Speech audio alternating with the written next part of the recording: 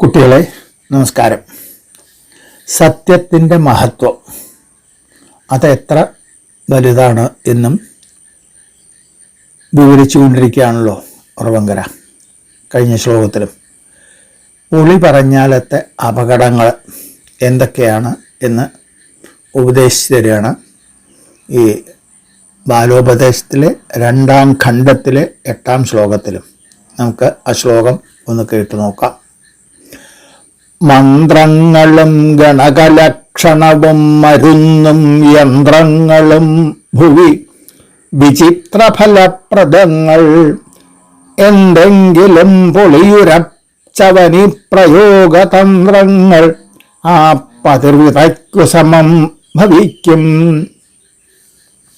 മന്ത്രങ്ങളും ഗണകലക്ഷണവും മരുന്നും യന്ത്രങ്ങളും ഭുവി വിചിത്ര ഫലപ്രദങ്ങൾ ആണ്. എന്തെങ്കിലും പൊളിയുരച്ചവന് ഈ പ്രയോഗതന്ത്രങ്ങൾ ആ പതിർവിതയ്ക്കു സമം ഭവിക്കും എന്നാണ് ഇതിൻ്റെ അന്വയം വരിക. മന്ത്രങ്ങൾ, മന്ത്രിക്കുന്നതാണ് മന്ത്രങ്ങൾ. കുറച്ചൊരു രഹസ്യ സ്വഭാവമുള്ളതാണ്, എന്നാലാണ് ഇതിന് ഫലം ഉണ്ടാവുള്ളൂ എന്ന് പറയാം. അതിൽ ഇപ്പോൾ വിവിധ ഭാഗങ്ങൾ അല്ലെങ്കിൽ ഉപദേശങ്ങൾ ഇതൊക്കെ മന്ത്രങ്ങളാണ്. പിന്നെ ഗണകലക്ഷണവും, ഗണകൻ എന്ന് പറഞ്ഞാൽ ഗണിക്കുന്ന ആൾ, ഒരു ജ്യോത്സ്യൻ, അതായത് കണക്ക് കൂട്ടി കണ്ടുപിടിക്കുക, ഗ്രഹനില കണ്ടുപിടിക്കുക, അതുപോലെയുള്ളത്. പിന്നെ പ്രശ്നവാദി, എന്തെല്ലാം ാണ് ഗണകൻ, അയാൾ പറയുന്ന ലക്ഷണം, ഭാവിയെപ്പറ്റിയുള്ള സൂചന, ശകുനം എന്നിവ പറയലാണ് ഈ ലക്ഷണം പറയൽ. അതിപ്പോൾ മുഖം നോക്കിയാവാം, കൈരേഖ നോക്കിയാവാം, സാമുദ്രിക ശാസ്ത്രം പഠിച്ചിട്ട് ഒക്കെയാണ് അത് പറയുന്നത്. അത് ആണ് ഈ ഗണകലക്ഷണം. പിന്നെ മരുന്ന്, സാക്ഷാൽ നമ്മുടെ ഔഷധം, രോഗം വന്ന് ചികിത്സിക്കാൻ വേണ്ടി കഴിക്കുന്ന കഷായങ്ങൾ, ആസവങ്ങൾ, ലേഹ്യങ്ങൾ തുടങ്ങിയ മരുന്നുകൾ. പിന്നെ യന്ത്രങ്ങൾ.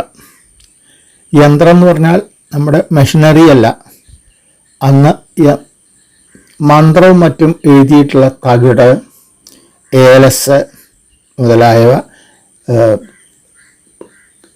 ഉണ്ടാക്കി അത് കയ്യുമ്പിലോ അരയിലോ ഒക്കെ കെട്ടി വയ്ക്കുന്നൊരു സമ്പ്രദായം അന്ന് ധാരാളം നിലവിലുണ്ടായിരുന്നു. അപ്പോൾ ഈ 4 ഐറ്റം, മന്ത്രം, ലക്ഷണം പറയൽ, മരുന്ന്, യന്ത്രം, ഇതൊക്കെ ഈ ഭൂമിയിൽ, ലോകത്ത് വിചിത്ര ഫലപ്രദങ്ങളാണ്. വിചിത്രമായ, വളരെ അത്ഭുതകരമായ, പലപ്പോഴും അവിശ്വസനീയമായിട്ടുള്ള അങ്ങനത്തെ ഫലത്തെ പ്രദാനം ചെയ്യുന്നതാണ്, ഫലപ്രദങ്ങൾ ആണ്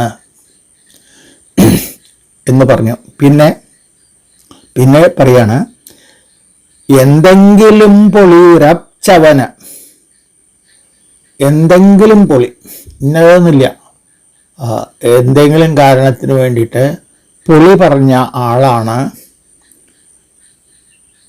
പൊളി ഉരച്ചവൻ. അവന് ഈ പ്രയോഗതന്ത്രങ്ങൾ എന്ന് പറഞ്ഞാൽ മേൽപ്പറഞ്ഞ ഈ 4 മന്ത്രം, ലക്ഷണം, മരുന്ന്, യന്ത്രം എങ്ങനെയുള്ള 4 വിധികൾ, ചികിത്സാവിധികൾ, അത് ഉരച്ചവന് ഈ തന്ത്രങ്ങൾ ഏതുപോലെയാവും? പതിർവിതയ്ക്കു സമം ഭവിക്കും എന്നാണ് പറയുന്നത്. പതിര് എന്ന് പറഞ്ഞാൽ എന്താ? ഉള്ളിൽ അരിയില്ലാത്ത, സത്തസ് ഇല്ലാത്ത, അന്തസാരമില്ലാത്ത നെല്ലാണ് പതിര്. പഴഞ്ചൊല്ലിൽ പതിരില്ല എന്ന് കേട്ടിട്ടില്ലേ?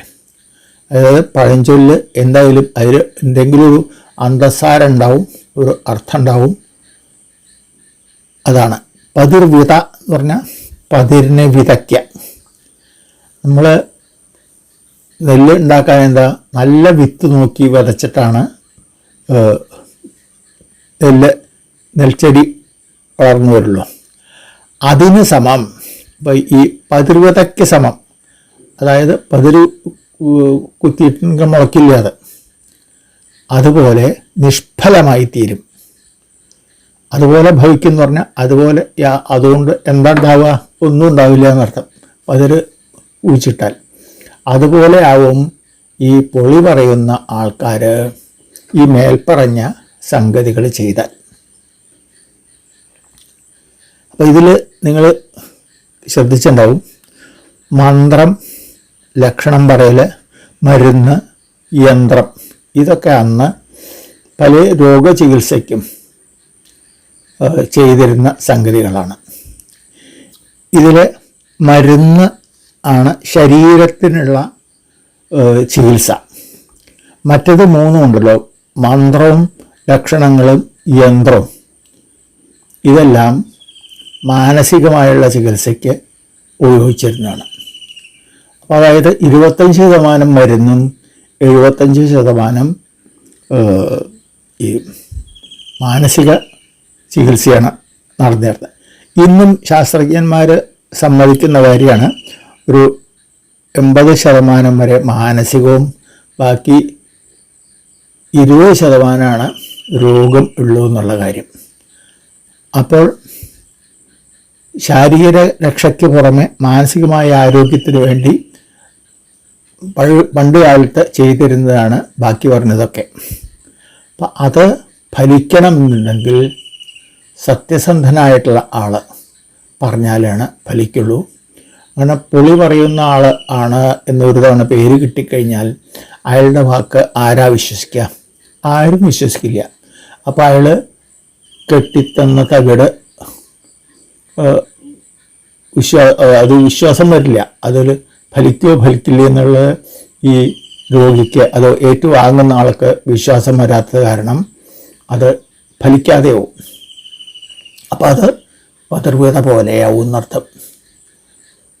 ഒരു ഗുണവും ഉണ്ടാവില്ല. അതുകൊണ്ട് അങ്ങനെ പൊളി പറയുക എന്നുള്ള പേര് വന്നു കഴിഞ്ഞാൽ പിന്നീട് അയാൾക്ക് വലിയ രക്ഷയൊന്നുമില്ല ലോകത്തിൽ. അത് കാരണം കുട്ടികളെ നിങ്ങൾ അത്തരത്തിൽ അബദ്ധത്തിൽ ചെന്ന് പെടരുത്, കളിയായിട്ടും പൊളി പറയരുത് എന്ന് ഉറപ്പിക്കാൻ വേണ്ടിയിട്ട് പറയുന്നതാണ് ഇത്. നമുക്ക് ആ ശ്ലോകം ഒന്നുകൂടി ചൊല്ലാം. മന്ത്രങ്ങളും ഗണകലക്ഷണവും മരുന്നും യന്ത്രങ്ങളും ഭുവി വിചിത്രഫലപ്രദങ്ങൾ, എന്തെങ്കിലും പൊളിയുരച്ച ബനിപ്രയോഗതന്ത്രങ്ങൾ ആ പതിർവിതയ്ക്കു സമം ഭവിക്കും. നമുക്ക് ഈ ഉപദേശം ഉൾക്കൊണ്ടുകൊണ്ട് ഈ ശ്ലോകം പഠിച്ചു വയ്ക്കാം. ബാക്കി നാളെ നോക്കാം. എല്ലാവർക്കും നമസ്കാരം.